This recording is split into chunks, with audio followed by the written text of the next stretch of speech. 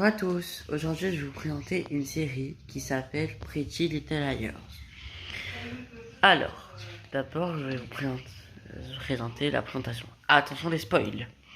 Pretty Little Liars ou Les Menteuses au Québec est une série télévisée américaine en 160 épisodes d'environ 44 minutes, ça fait beaucoup. Donc histoire de passer quelques heures devant la télé. Elle est développée par I. Marlene King et du centre le 8 juin 2010 et le 27 juin 2017 sur la chaîne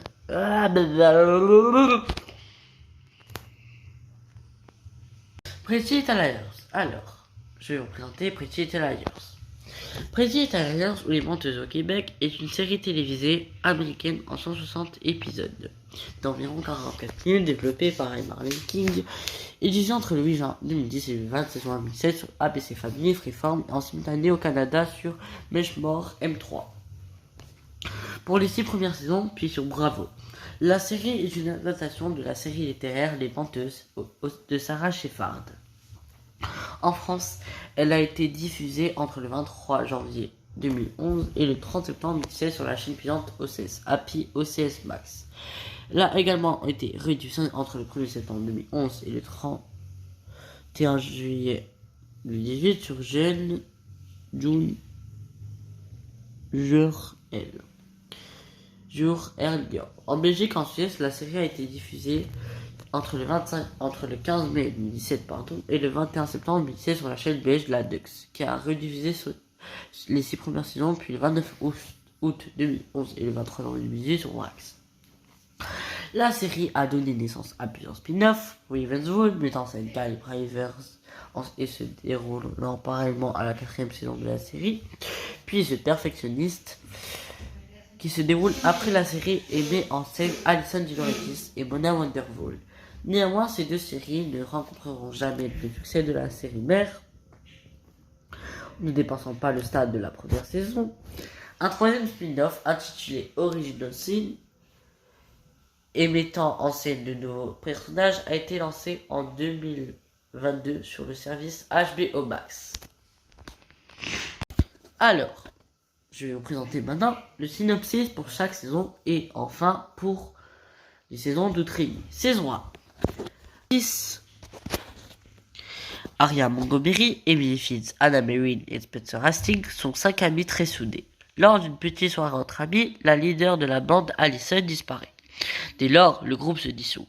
Un an plus tard, les 4 filles essayent toujours de refaire leur vie chacune de leur côté, mais commencent à recevoir des messages douteux d'un certain A, qui menace de révéler leurs secrets, y compris ceux qu'ils n'ont partagés qu'avec une seule personne, Alison. Dès lors, les anciens amis vont ressouder les liens afin de surmonter les obstacles que A leur fait subir ensemble et se lancer à la découverte de l'identité de A.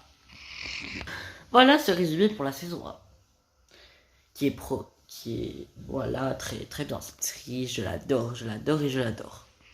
Maintenant la saison 2. Le second mystère de cette saison est à propos de l'identité du tueur, de la tueuse, des tueuses d'Alison. La confession écrite que Yann a faite avant de se suicider pourrait faire de lui le suspect principal.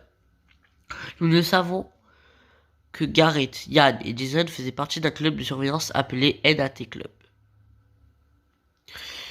Garrett, Yann et Jason faisaient partie d'un club de surveillance appelé NAT Club. D'ailleurs, grâce à une vidéo que Caleb, le petit ami de Anna, a réussi à récupérer dans le portable de A, nous découvrons que Gina en faisait partie aussi. Une autre vidéo découverte par Caleb confirme que les membres du NAT Club étaient dans la chambre d'Alison le soir de sa mort.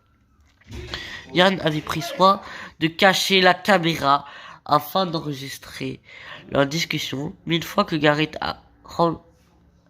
se rend compte que tout a été enregistré, Melissa entre dans la chambre d'Alison. Elle n'était pas surprise, donc Melissa, Garrett, Jason, Yann, Jenna font partie du NAT Club.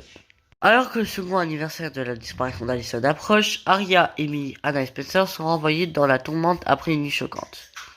5 mois ont passé depuis qu'Aria, Emily, Anna et Spencer ont découvert que Mona était A et que Maya était morte. La terreur était apparemment terminée, avec un meurtrier présumé derrière les barreaux. La ville de Rosewood se remet lentement de ses blessures et essaie de retourner à la normalité. Chacune des 4 filles a passé son été d'une façon différente. Arya a pris des cours de photographie, Spencer a pris des cours à l'université de Hollis, Anna a pris des cours de cuisine à Caleb et Mila a construit des maisons à Haïti. Mais ce qui, ah voilà. Désolé, je suis perturbé. Ce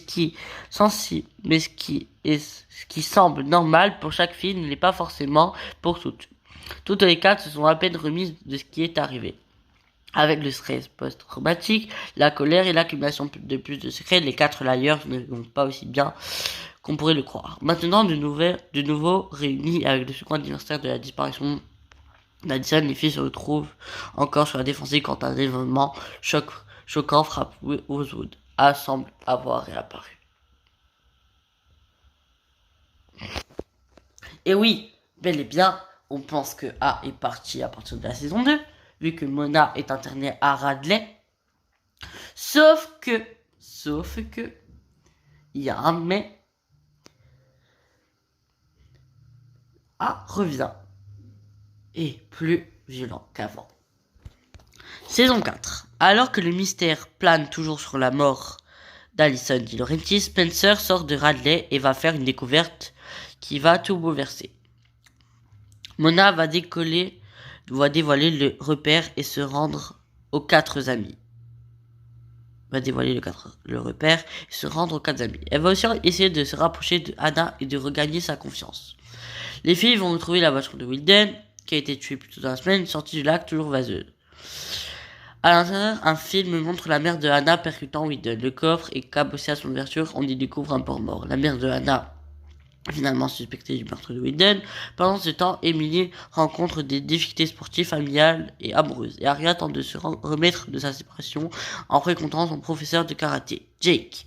Les Liars vont être de plus en plus troublés, notamment en ce qui concerne l'hypothèse qu'Alicent n'est peut-être pas morte. Et peut-être plus tard. Attention, dans la saison 4, je crois, épisode 13 ou 14, je ne me rappelle plus, on découvre que Alicent est bel et bien vivante. Et oui, vous avez très bien entendu. Saison 5. La saison 5.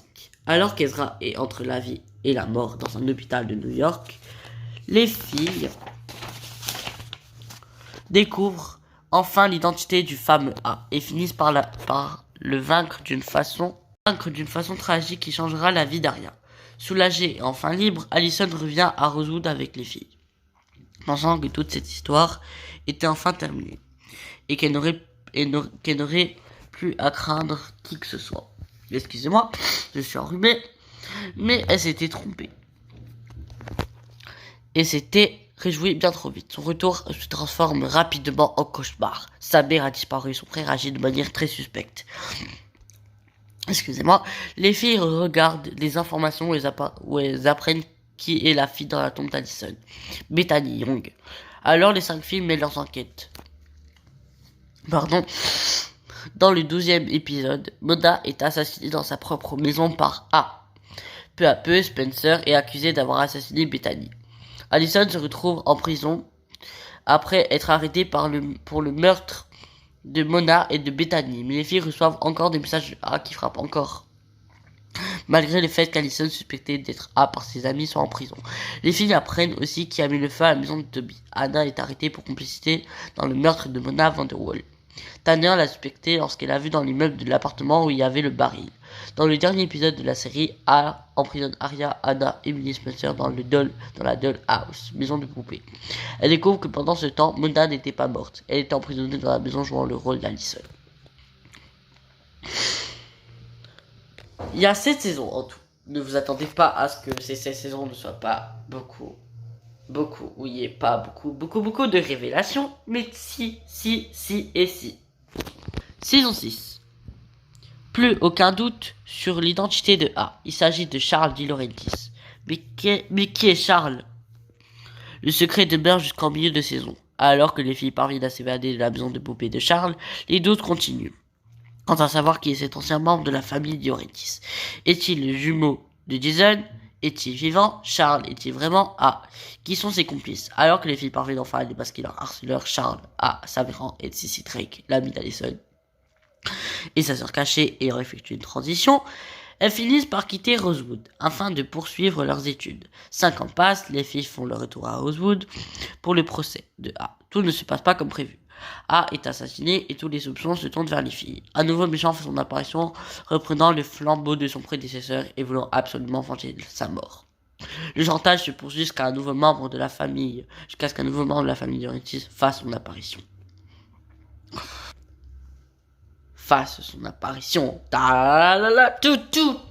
Saison 7.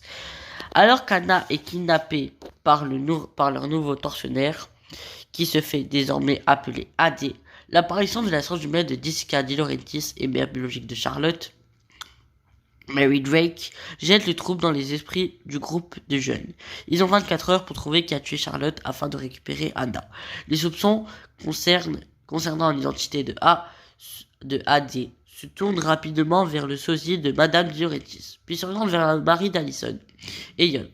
Ce n'est que partie remise lorsque plusieurs anciens ennemis des filles retrouvent le chemin de Rosewood, dont Gina Marshall, la demi-sœur de Toby, Noël Kahn, son ex-petite amie et ex-petite amie d'Aria, ou encore Sarah Harvey, ex-alliée de Charlotte.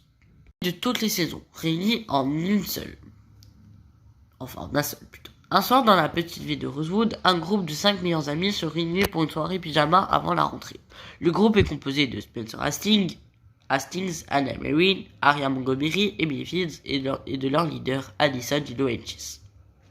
Mais dans la nuit, Allison disparaît sans laisser de traces. Un an plus tard, Allison est toujours portée disparue et le groupe est séparé. Mais, quand Aria fait son retour en ville après avoir passé l'année à l'étranger avec ses parents, chacune commence à recevoir des messages et des menaces signés A.